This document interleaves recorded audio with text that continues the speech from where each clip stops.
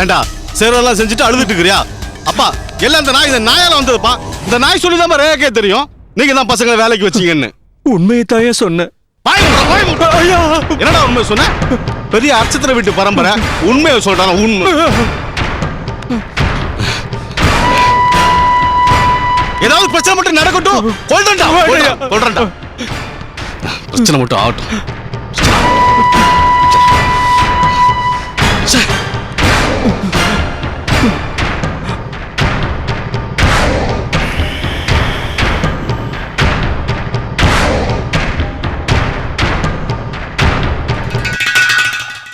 மறுபடியும் அந்த 3 பேரை பத்தி போலீஸ் வந்து கேட்டா என்ன சொல்லுவ? ஐயா எனக்கு எதுவும் தெரியாதுங்க ஐயா. நீங்க எப்படி சொல்றீங்களோ அப்படியே சொல்லிடுற ஐயா. சொல்லணும், சொல்லித்தான் ஆகணும். சொல்லலாம் ஒன்னு கொண்டுடுவேன். குட்டி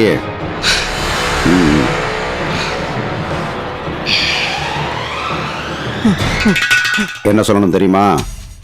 சொல்லுங்க ஐயா. அந்த 3 பேரை வேலைக்கு சேர்த்தது என்னமோ ராஜமணிக்கு ஐயா தான். ஆனா அவங்க இவ்வளவு தருதலையா இருப்பாங்கன்னு அவருக்கு தெரியாது. அவரை பத்தி எனக்கு பல வருஷமா தெரியும். விளையாட்டுக்கு போய் சொன்னா கூட அவருக்கு பிடிக்காது. மூஞ்சிலே முழிக்க கூடாதுன்னு சொல்லிடுவாரு. ஒரு நாள் என் மெஸ்ஸுக்கு வந்தாரு. வரதா, நம்ம ஊர்ல 3 பசங்க படிப்பு கிடிப்பு இல்லாம ரொம்ப கஷ்டப்பட்டுக்கிட்டு இருக்காங்க.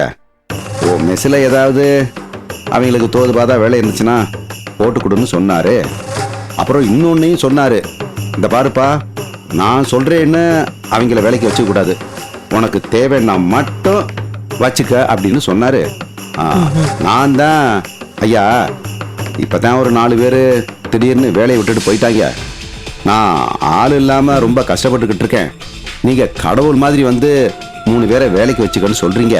இதுக்கு நான் தான் ஐயா உங்களுக்கு நன்றி சொல்லணும். உடனே ஊர்லேருந்து புறப்பட்டு வர சொல்லுங்க, நான் தங்க மாதிரி அவங்கள வேலைக்கு வச்சுக்கிறேன் அப்படின்னு சொன்னேன்னு நீ சொல்லணும்.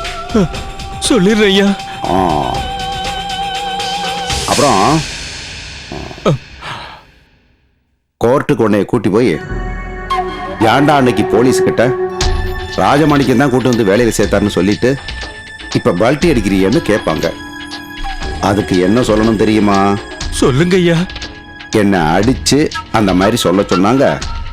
அப்படி நான் சொல்லலைன்னா என்னைய ஓட விட்டு சுட்டுடுவேன்னு பயமுத்துனாங்க. அதனாலதான் நான் அப்படி சொன்னேன். உயிருக்கு பயந்துதாயா அப்படி சொன்னேன். மற்றபடி ராஜமாணிக்க ஐயாவுக்கும் இதுக்கும் எந்த சம்பந்தமும் இல்லை அப்படின்னு சொல்லணும். சரிங்க ஐயா. சொல்லுவியா? சொல்லிடுற ஐயா. ஐயா என்னை விட்டுருங்க ஐயா. நான் புள்ளகுட்டிக்காரங்க ஐயா. போடா, போ போ. வரங்க ஐயா. புறம்போக்கு அதெல்லாம் புறகிட்டு போ. போடா போடா போ போ. இதுக்குதான் நான் அப்பவே படிச்சு சொன்னேன், கத்துக்குட்டிகளை அனுப்பாதீங்க, ட்ரெயின் ஆனவனை அனுப்புங்கன்னு. பாத்தீங்களா இப்ப என்ன நடந்துச்சுன்னு?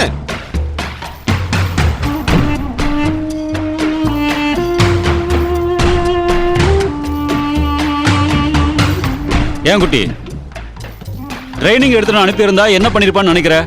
நீ ஒரு விளங்காத ஆளுனே. சைனர் சாப்பிட்டு செத்தவங்க ரிமோட் அழுத்தி தான் குண்டு வெடிச்சிருக்கும்ல, என்ன எதுவும் தெரியாம எல்லாம் அப்படி முடிஞ்சிருக்குல்ல.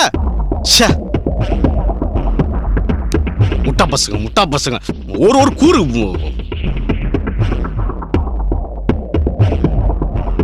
ஆமால, அப்புறம் ஏன் பட்டன் அழுத்தாம செத்தானுங்க அவனுங்க? அட என்னடா நீ, ஆள் வளர்ந்த அளவுக்கு அறிவு வளரல. செத்தோட போய் எழுப்பி கேட்க வேண்டியதானே இதெல்லாம்.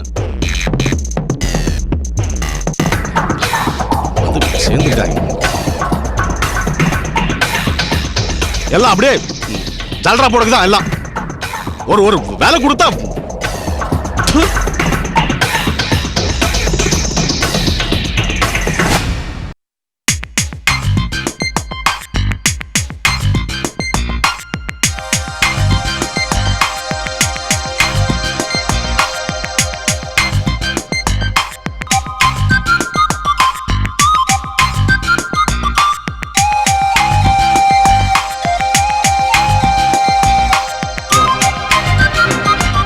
ஏய் மீரா, ஏய் என்ன?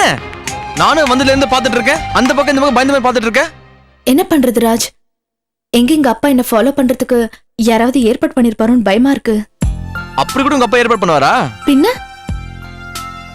சாதாரண போலீஸ்காரங்களே எல்லாத்தையும் சந்தேகத்தோட தான் பாப்பாங்க. அதுலயும் எங்க அப்பா கமிஷனர், கேட்கணுமா?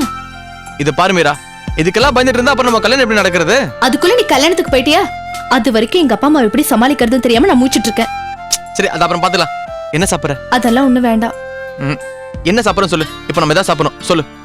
ஒண்ணு வேண்டான்னு சொல்றேன்ல.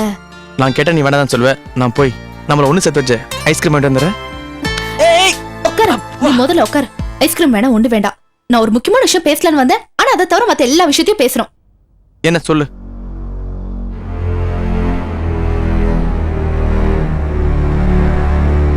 நேத்து மாப்பிள்ளை வீட்டுக்காரங்க வந்தாங்கன்னு எங்க அம்மா போன்ல சொன்னாங்களே, ஞாபகம் இருக்கா? நான் கூட உடனே வீட்டுக்கு கிளம்பி போனேனே. அதுக்கப்புறம் என்ன நடந்துச்சுன்னு தெரியுமா? அதான் காலையில ஃபோன் பண்ணி சொன்னியே, நீ போனது லேட்டுங்கிறதுனால மாப்பிள்ளை வீட்டுக்காரங்க கிளம்பி போயிட்டாங்கன்ட்டு. அதெல்லாம் சரி, அதுக்கப்புறம் என்ன நடந்ததுன்னு நான் சொல்லல. என்ன? என் போட்டோவை பார்த்தே மாப்பிள்ளைக்கு ரொம்ப பிடிச்சு போச்சான்.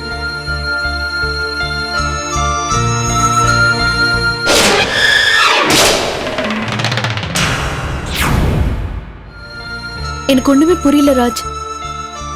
இப்பதான் நம்ம ஒருத்தர் புரிஞ்சு காதலிக்கிறதுக்கே ஆரம்பிச்சிருக்கோம்.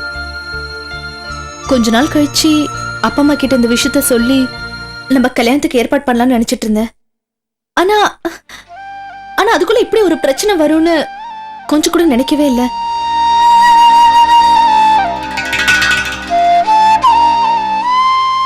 எனக்கு சொந்த பந்தம்னு யாருமே இல்லை மீரா. ஏதோ உன் கூட படுனது அப்புறம் தான் நமக்குன்னு ஒரு உறவு இருக்குன்னு சந்தோஷப்பட்டுக்கிட்டேன். ஒரு நாள் நான் காணாம போயிட்டா கூட என்னை தேடுறதுக்கு ஆள் இருக்குன்னு நான் நினைச்சிட்டு இருந்தேன்.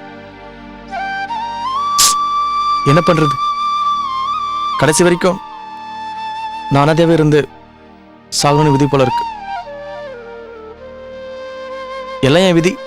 ராஜ், இப்ப எதுக்கு நீ இவ்ளோ எமோஷன் ஆகி பேசுற?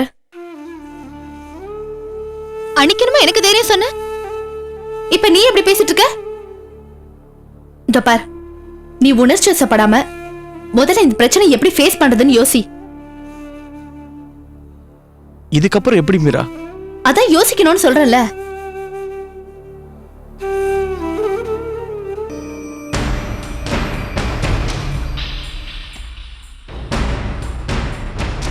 எஸ் ஐயா, நான் எஸ்ஐ சரவணன் பேசுறேன்.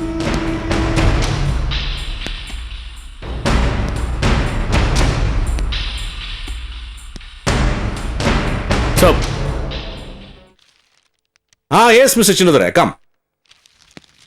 Chit down. பரவாயில்லைங்க sir. It's all right, sit down. கொஞ்சம் தனியா பேசணும் சார். என்ன விஷயமா?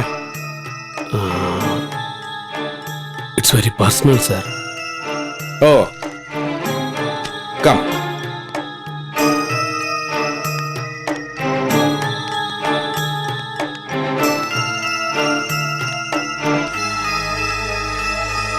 சொல்லுங்க மிஸ்டர் சின்னதுரை,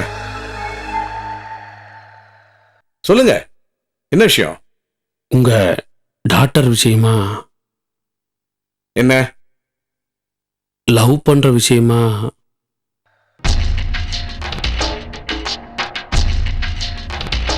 உங்களுக்கு எப்படி தெரியும்? தெரியும் சார். அது மட்டும் இல்ல சார், லவ் பண்ற அந்த பையனை பத்தி கூட எனக்கு தெரியும் சார். அவன் பேர் ராஜ்குமார் சார். ஒரு ஃபைனான்ஸ் கம்பெனில வேலை செய்யறான். Temporary posting sir. மாசம் ஒரு 10,000 ரூபாய் சம்பளம். அவனுக்கு அப்பா அம்மா சொந்த பந்தன்னு யாருமே இல்லை. அவன் ஒரு அனாதை சார். அனாதை இல்லத்திலேயே படிச்சான், அனாதை இல்லத்திலேயே வளர்ந்தான். இப்ப ஏதோ 2-3 பசங்களோட ஒரு பேச்சுலர் ரூம்ல தங்கியிருக்கான். புரியுது சார், உங்க நிலைமை எனக்கு நல்லாவே புரியுது. உங்க கௌரவம், அந்தஸ்து, உங்க செல்வாக்கு, மானம், மரியாதை, இதெல்லாம் என்னன்றது எனக்கு புரியுது சார். இந்த மாதிரி தர்ம சங்கடமான நிலைமை வேற எந்த அப்பாவுக்கும் வரக்கூடாது. ஏன்னா நானும் ஒரு அப்பா ஸ்தானத்தில் இருந்தவன் தானே சார். உங்களுக்கு புரியுது, ஆனா மீராவுக்கு புரியலையே. மீராவுக்கு புரியாது சார். அவளுக்கு மட்டும் இல்ல, அவ வயசுல இருக்க யாருக்குமே இது புரியாது சார். காரணம் அந்த வயசு தான் சார். பெத்தவங்க நம்ம ஏதாவது செய்யக்கூடாதுன்னு சொன்னோம்னா அது பிடிவாதமா செய்வான்னு அப்பதான் சார் அடம் பிடிக்கிறாங்க. அதனால நம்மளும் அவங்க போக்குலயே போற மாதிரி போய் அப்புறம் தான் சார் கரெக்ட் பண்ண முடியும். அப்பதான் சார் அவங்க வாழ்க்கையும் நிம்மதியா இருக்கும், நம்ம வாழ்க்கையும் நிம்மதியா இருக்கும். சின்னதுரை, உங்க வார்த்தை அதெல்லாம் இருக்கு. ஆனா அந்த பையன் நினைச்சாதான். அதை பத்தி நீங்க எதுவும் கவலைப்படாதீங்க சார், நான் பாத்துக்கிறேன் சார். அவனுக்கு எப்படி எடுத்து சொல்லணுமோ அப்படி எடுத்து சொல்றேன் சார். நம்ம பாப்பா நிழல கூட அவன் மிதிக்க மாட்டான், நான் பாத்துக்கிறேன் சார்.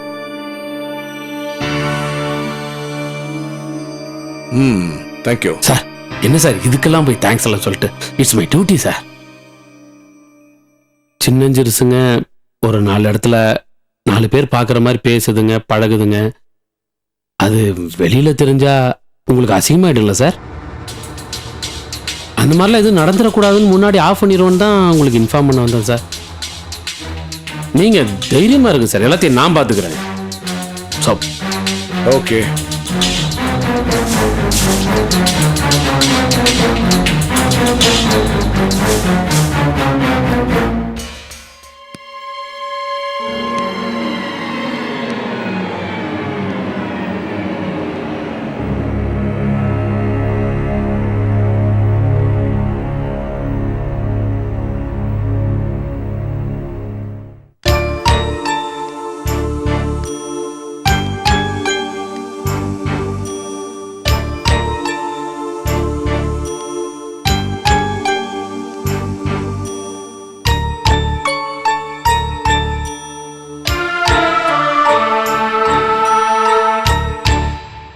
ஹலோ, நான் சந்தியா பேசுறேன்டி.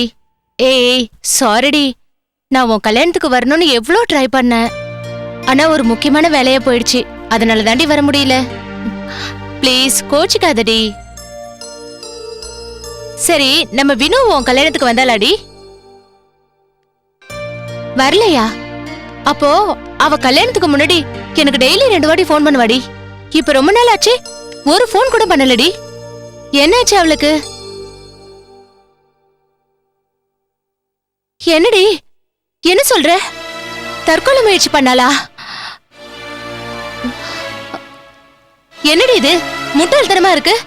காலுக்கு பொருந்தத செருப்ப கழட்டி வீசி எறிகிற மாதிரி அந்த குடிகாரனை டைவர்ஸ் பண்றதை விட்டுட்டு இவ எதுக்குடி தற்கொலை முயற்சி பண்ணா?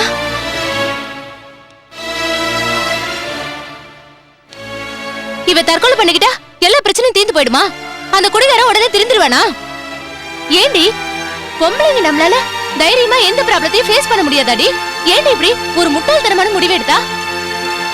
தைரியமா இருந்து சாதிச்சு காட்டணும்டி. சரி, இப்ப எப்படி இருக்கா? அவ உயிருக்கு ஒன்னும் ஆபத்து இல்லையடி? நல்ல வேளை அவ தப்பிச்சிட்டாளே, அதை கேட்கும் போது ரொம்ப சந்தோஷமா இருக்குடி.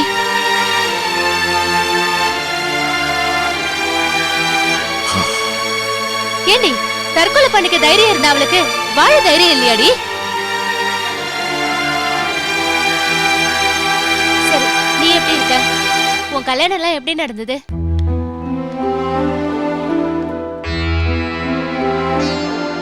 சரி, நாம 2 பேரும் போய் அவளை பார்த்து பேசலாண்டி.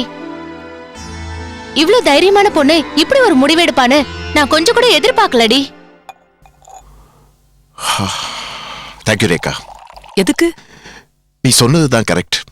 என்ன? சந்தியா மறுபடியும் இந்த வீட்டுக்கு வந்தப்ப அவ வாழ்க்கை இனிமே சோகம்தான். அவ அதுல இருந்து எப்படி மீண்டு வர போறான்னு நான் கவலைப்பட்டப்ப நீதான் சொன்ன, அவ தைரியமான பொண்ணு, கவலைப்படாதீங்க, நீங்க வேணா பாருங்க, அவ கூடிய சீக்கிரம் இதுல இருந்து மீண்டு வந்துருவான்னு. அப்ப நான் அத நம்பல. ஆனா இன்னைக்கு நான் நம்புறேன். அவ ஃப்ரெண்டு கிட்ட போன் பண்ணி பேசுறத கேட்ட. எவ்வளவு தைரியமா பேசுறா. அந்த பொண்ணுக்கு ஆறுதல் சொல்ற அளவுக்கு இவளுக்கு ஒரு கான்பிடன்ஸ் வந்திருக்கு. எனக்கு ஒரு நிமிஷம் இது நம்ம சந்தியாவான்னு ஆச்சரியமா இருந்தது. இங்க பாருங்க ஈஸ்வர், எல்லாருக்குமே ஒரு பிரச்சனை வரும்போது அதை எதிர்த்து போராடுற திறமை உள்ள இருக்கு. ஆனா பிரச்சனை வரும்போது அந்த திறமையை வெளியில கொண்டு வரவங்க தான் வாழ்க்கையிலேயே ஜெயிப்பாங்க. சில பேர் அந்த திறமையை வெளியில கொண்டு வராம அந்த பிரச்சனையிலேயே மூழ்கி கஷ்டப்பட்டுட்டு இருப்பாங்க. ஆனா எனக்கு என்னைக்குமே நம்பிக்கை இருந்துச்சு, சந்தியா அந்த பிரச்சனையை எதிர்த்து போராடுற திறமையை வெளியில கொண்டு வந்துட்டு வெளியில வந்துருவான்னு. அதனாலதான் நான் சொன்னேன். Anyway all for good.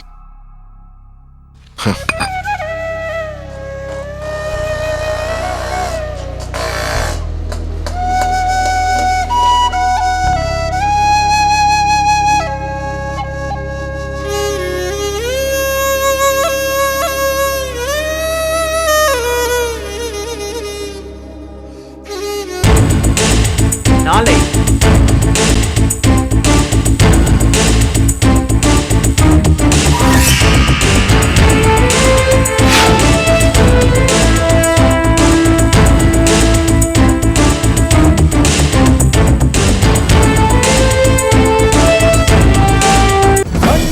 கிடந்த கற்கால கைகளில் கை கூப்பும் கருவறை அமர்ந்திட